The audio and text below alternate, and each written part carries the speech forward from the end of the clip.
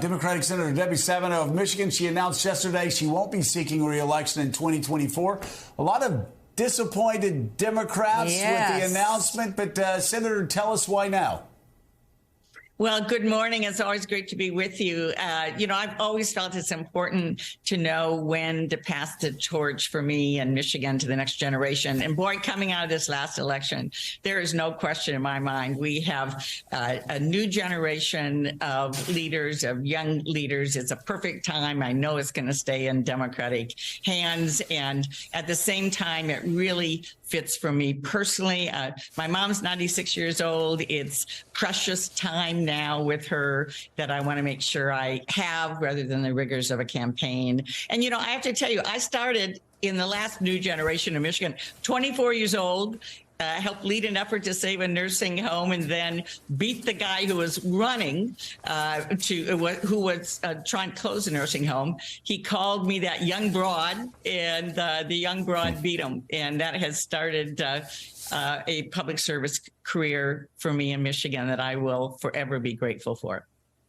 And Senator, you were the first woman ever elected to the United States Senate from the state of Michigan. Obviously, the gears have been turning since your announcement yesterday, Senator. Some people concerned because of Michigan being a bit of a swing state that they could lose the seat to Republicans. You sound confident that it will stay in Democratic hands.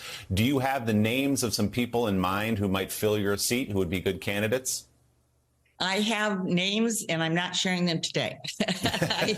We have wonderful people, we really have a whole list of folks, any of whom can step in and continue fighting for Michigan, who care deeply about our state and are very, very competent. And so, it's always harder with an open seat, but this is the moment where we have people stepping in. They don't have a bench on the other side. We've got some pretty extreme MAGA people, as we saw in Michigan. And I'm very confident. I'm going to be deeply involved, as I have. I've been leading our efforts to strengthen our grassroots efforts in Michigan for the last few years. I'm going to continue that, of course. And arm in arm, we're going to make sure this happens.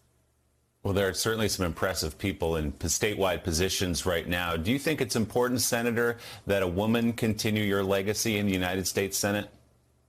Well, I'm very excited about our diversity, and whether it's a man or a woman. I mean, obviously, I'm very supportive of continuing to open doors and keep them open for women. But I think we have a lot of great choices. When I started in the State House, there were 8 women in the State House, 0 in the State Senate, 0 statewide. And so it is sure different today, and we have wonderful diversity.